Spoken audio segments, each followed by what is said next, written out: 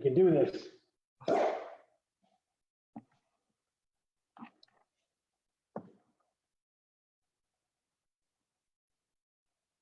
Says it's live on my end. All right, so we're live then. Bam, look at that. It all worked, everybody. We only went through 5 computers and 3 options, and Zoom has finally let us in. Very good, Florida Wrestling Room, how you doing? I don't typically have my head turned backwards, but today I do. Trying to get this in. I'm working hard. I'm here with new Campbell assistant coach Daryl Thomas, one of the top recruiters in our country. He was at ODU, and we all obviously know what happened there. And now he's taken on a new venture, and he's over with Scotty Sentis and Mahalik and those boys over at Campbell. So how are you, Daryl, man? Obviously, the COVID has affected your life a little bit. Some other things have affected it, but it looks like you're finding a really good home. Yeah, hey, how you doing, Dan, man? Appreciate you having me on. Yeah, COVID has it's hit everybody, and obviously hit us pretty hard here. Anybody involved with ODU wrestling, so just lucky to be able to land on my feet and get an opportunity down there with Scotty and help him continue to build the Campbell wrestling program. Yeah, I was telling you before I started these shows, and one of my first guests was Connor Beebe. And then from there, I got all these Central Michigan guys, and one was Scotty Sentis, and then he just keeps sending me some great guys. So, man, what amazing contacts I've gotten a chance to make.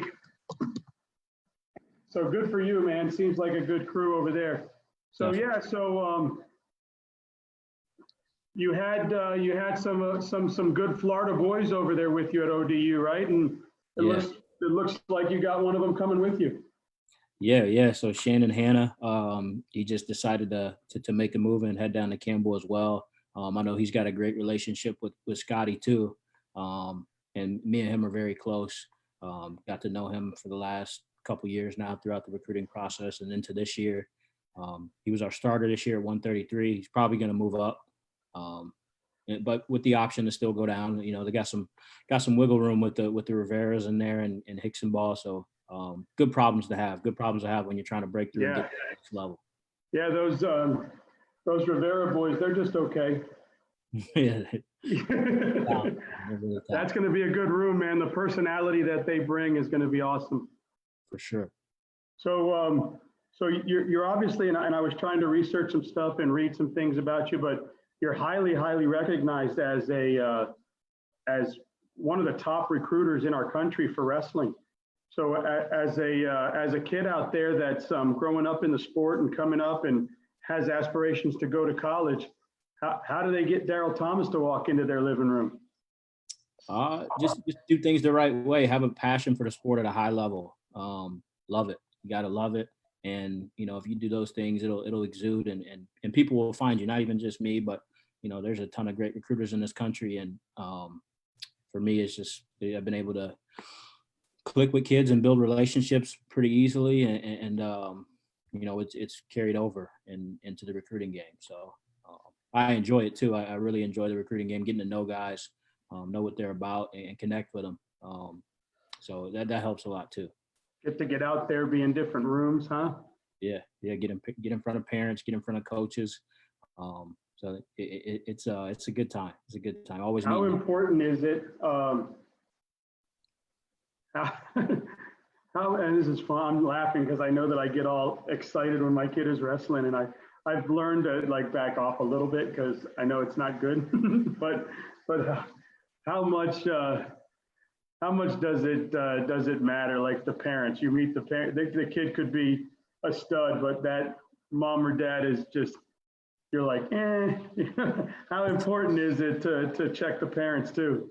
Yeah, that's crucial because that can make your life a little bit tougher. So I always say you got to recruit parents too. Nowadays, you got to recruit the kid, but you also have to recruit the parents, and usually the apple doesn't fall too far from the tree. Is a lot of stuff virtual these days, or is it still like the movies where we see you walk up and knock on the door and they're like, Daryl Thomas? Oh! I wasn't some big name, so for me it's getting to know them personally and just selling what we have, at the places I've been. So ODU and now Campbell, being able to sell the different things that we have available at Campbell for them to reach their goal. So, but no, I think it's pretty, it's a lot of phone calls, a lot of texts, a lot of video stuff in this time right now with COVID. But, and then there's going to be a time where you go knock on the door and sit in their living room and try to sell their family on why your place is the best fit for them. Yeah, it's got to be cool, man. I've always had a respect for it's seeing the recruiters do that stuff. That's got to be awesome to kind of get that relationship. And how important is it? Are most recruiters also coaches on the team like yourself, or is that a plus to have the guy that's recruiting you also is going to be in the room with you? So I mean, there's essentially 4 positions on a staff, and that's you get 3 assistant coaches that can get out on the road and go recruit. So all coaches are able to go out and recruit, and then the volunteer assistant, they can't make calls and they can't go out on the road, but they can be involved in on-campus activities, recruiting activities. So pretty much all coaches are recruiters and coaches. So. But there's new positions like recruiting coordinator, but those guys can't get on the road. They can only do things from campus and stuff like that. Can you hear me okay, or do you hear the rain? I can hear you. Okay, the rain's not killing us? No, we're good. All right, good. So obviously things happened over at ODU, and everybody kind of saw what happened there. And are you a guy that goes, man, I think God kind of puts me in certain situations for a reason, and I was able to get this blessing and be over at Campbell? Or was it like, damn, we were really doing something there? It's a little bit of both. Initially, it is like, wow, a lot of work, a lot of time, effort, and energy kind of just lost over the last 3 years. So initially, that's what it is, and then as time goes on, you have to realize, for me, I got a family. My wife's pregnant; she's due in August. So, oh, congratulations! Thank you. Got an 8-year-old daughter, so. For me, it's like immediately a switch flipped, and it's time to move forward and figure out what's next. And just trust that God will put us in the right position to continue to do whatever His plan is for us. And it seems that's a good program there. So I'm not my computer. I'm trying not to touch stuff. Messing everything up. Sorry about that. Oh, you're good. All right, so we got that. So talk about your wrestling career. I mean, talk about coming up when you were younger and what made you choose wrestling and what has wrestling meant to you and your family? Yeah, so I started wrestling pretty late. When you talk about how when people start, most people start when they're 6 years old, 5, 6 years old. It's in their blood. Their family had lineage of wrestling. But for me, I didn't have that. I was the first in my family to wrestle, and basketball was really my first love. So I still love basketball, like watching the NBA, like watching college basketball, following the alma mater pretty closely. But I started in 8th grade. I did make the team in 7th grade, didn't make the team in 8th grade. One of my cousins was wrestling, and he was like, you should try it. And Coach Ryan Followell was my 8th grade coach. He was just on me hard. He was one of my teachers too, and he was just on me hard. He's like, you weigh like 80 pounds. You're not gonna be a basketball player. You need to come wrestle. So I went out and tried it, and that was a wrap. I loved it, and qualified for the middle school state tournament as a first-year wrestler. And from there, I'm like, I guess I could be pretty good at this. I got some natural ability. And then from there, just put in a lot of work in the off season and trying to catch up, knowing that I was behind because I didn't start when I was 6. But that allowed me to have a kind of a hunger and a love for the sport on through high school and into college and now into my coaching. So wrestling in high school was 3-time state qualifier, never got on the podium. But some of my losses were like guys like BJ Futrell was one of my college teammates. He should have been a 3-time All-American, but was a 2-time All-American. Had an injury as a senior. Had a win over John Morrison. He's one of my actually good friends with him now in high school. lost to one of the Dardanes in the blood round. So I had some tough losses. One of the Coleman brothers, I think it was Ellis. But some tough losses, some tough brackets there in the state of Illinois. It's one of the tougher states in the country. And from there, had an opportunity, did some good things that off season after my senior year, and had the opportunity to go to the University of Illinois. So that's awesome. Yeah, we have a couple of your Illinois bred open some clubs down here. You've got Olson at Strawberry Crest and BB down in St. Pete. Nice. Yeah, yeah. I know the BB's pretty good. Yeah. Some good Illinois blood there, huh? Mm-hmm. Bringing wrestling to the Sunshine State. Yep. That's awesome. I'd imagine with Sentis's bloodline, you're going to be coming down here, huh? Yeah, yeah. I mean, we're dipping down there a little bit in the Lake Gibson, but there's some good wrestling down there in Florida, and obviously there's no Division I program, so that's a good state to go and recruit for sure. So talk a little bit about. So you had three kids from Lake Gibson, right? One was already there, and then two were committed. So we had Scenarian Perry transferred to us after Eastern dropped their program. And then we had Hannah this year, so that was two. And then we had two incoming, Connor Williams and Ashton Habil. So those guys were coming in too. So we really had a good pipeline going.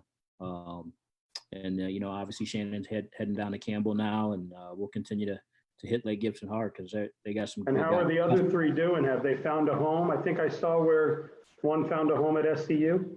Yeah, I think Connor's going down there to SEU, and Ashton's still looking out there. So may or may not be He may come and visit you, huh? That's a good thing, man. But it's good. I mean, those guys deserve a home, For sure. Talented guys definitely deserve a home. Yeah. So that's good, man. So now you're heading over there. So what are some of your goals and aspirations to bring to that program? Yeah, I think for me, just to impact the guys that I work with on a daily basis, really try to impact everybody on the team, and just try to bring my mentality and work ethic and try to just continue to help take the program to another level. I mean, they've been great. They've won the last two SoCon titles. They've been ranked as high as 12th in the country. They've had an All-American there in Colat's time. So, but I think what Colat did do is leave a little bit of room for it to be taken to another level, which is great. So I know Scotty's hungry and ready to take another step, and Wynn is hungry and ready to take a step. And, I love it. I'm excited and ready to do the same thing. So I think we can do some really good things there. And they've already got it right. That SoCon has some, that's a good conference. I see some of the teams in there, and isn't that where App State is? App State's in there. Yep. Chattanooga's in there. So it's getting better. That's for sure. It's getting a lot more competitive. I had LeBlanc on too from up there. Yeah. So he's a nice guy. My son went to his camp last year. Okay. So he kept in touch. They got a good camp up there, at least in my opinion. Yeah. Nice. So that's good, man. I think that's the top of SoCon is you and them. I think it's been 1 and 2 the last couple of years. It seems like I think they had 6 going and you guys had 6 going if all would have played out, right? Right. Yep. That's awesome. So man, you're going from, so where was Old Dominion? What state? It's in Virginia. It's in Norfolk, Virginia, in the Hampton Roads area, about 25 minutes from Virginia Beach. And now you get to go to that beautiful state of North Carolina, huh? Yep, about 3 hours south. That's got to be nice. I love everything about North Carolina. Nice. I can't pick a bad spot. It's a nice place. Well, that's good, man. I mean, I wish you obviously all the best of luck over there. What a good crew. I appreciate you coming on and talking with me. And just, telling the kids about it. I mean, look, you're somebody that started late in wrestling and you were still able to get a college education from it and move on and do big things in your life and your career now, getting ready to start a family. So if you would have stayed on the basketball court and not walked into the wrestling room, how would life have been different? It could have been a lot different, Maybe I'm, in the military or something after after high school, but it definitely changed the path of my life. But like you said, you know, everything happens for a reason, and you know, I truly believe I'm right where I'm supposed to be right now. Hey, good for you. And the sky's the limit, right? Definitely, definitely. Well, man, I hope to see you around the Sunshine State sometime and buy you a beer or something. Sounds good. I'll take a soda.